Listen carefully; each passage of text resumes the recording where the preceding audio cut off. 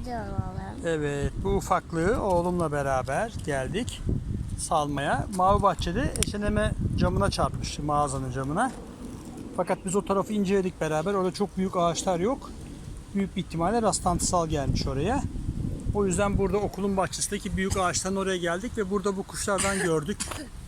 Şöyle büyük ağaçlar var burada. Tam onların olduğu yere Emir'le beraber salacağız şimdi. Emir'cim ben salayım istersen. Sen bunu tutmaya çalışırken tüylerine zarar gelebilir, tamam mı? Sen seyret beni salarken, olur mu? Tamam mı oğlum? Ben salmak istiyorum. Ama salarken biraz zorluk yaratabilir. Bak şimdi sen seyret onu nasıl saldım. Benim yanıma gel. Görmek istiyor musun? Bak seyret şimdi. 1, 2, hazır mıyız? Evet. Hadi uç bakalım güzel kuş. Hop. Ne güzel uçtu değil mi? Evet.